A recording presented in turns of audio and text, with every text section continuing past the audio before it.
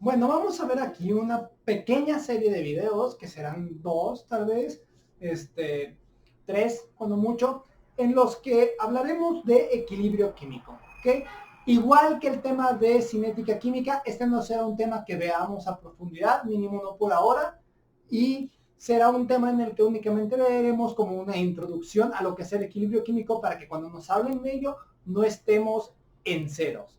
¿Ok? Entonces, el equilibrio químico, vamos a ver únicamente el homogéneo. ¿A qué nos referimos con equilibrio homogéneo? El que sucede en la misma fase, ¿ok?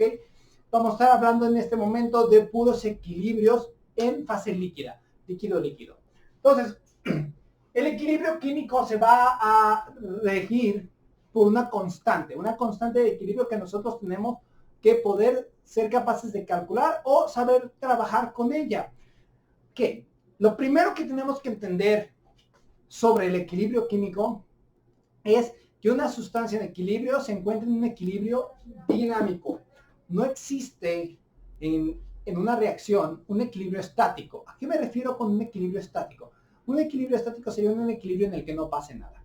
Cuando una sustancia o una reacción llega al equilibrio es cuando nosotros dejamos de percibir que se esté llevando a cabo la reacción. Pero no significa que no se esté llevando a cabo la reacción. Significa que vamos a tener una reacción, imaginémonos esta, en la que la reacción en un sentido y la reacción en el otro sentido se van a estar llevando a cabo exactamente a la misma velocidad.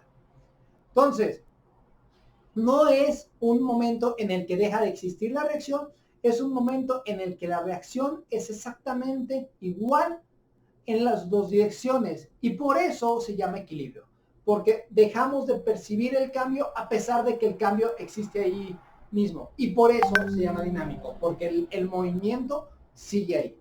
¿Okay? Imagínense que es un momento en su vida, digamos que llegan ustedes a un equilibrio dinámico en dinero. ¿Qué significaría exactamente eso? Que el dinero que gastan es exactamente el mismo dinero que el que ganan. Entonces, sus finanzas totales se quedarían igual. Es lo mismo que estamos viendo aquí. No vemos un cambio aparente, pero no significa que no estén pasando cosas ahí.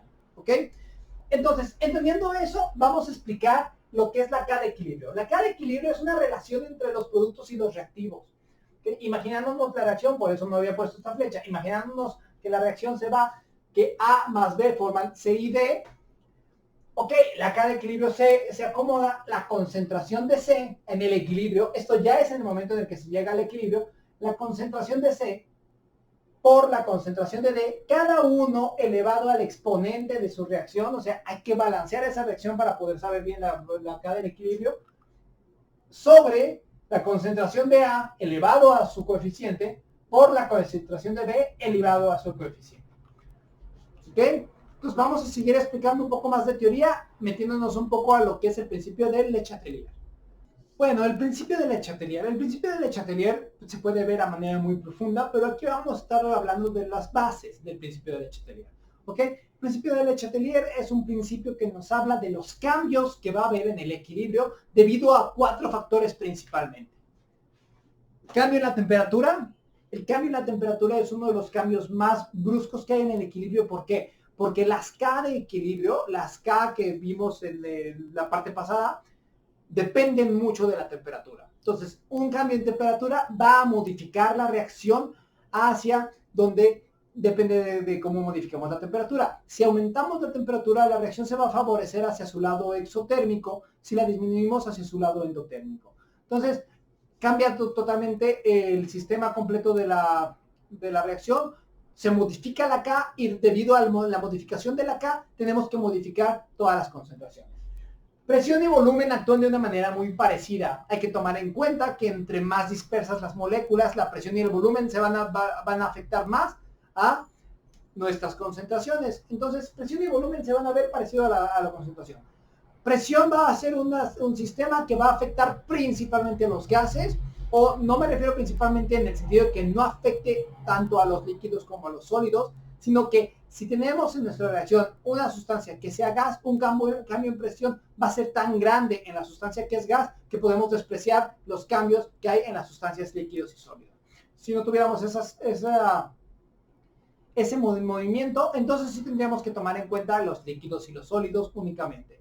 ¿Qué hace la presión? La presión hace que las moléculas se vayan a mover hacia donde menos moléculas haya. Imaginemos que tenemos una reacción de síntesis en la que tenemos muchas moléculas que forman muy pocas moléculas. ¿Okay? Muchas moléculas que se unen para formar moléculas más grandes. Como donde hay moléculas más grandes, hay menos moléculas, va a ser la presión que nuestro equilibrio se desplace hacia donde está la molécula más grande, pero menos cantidad de moléculas.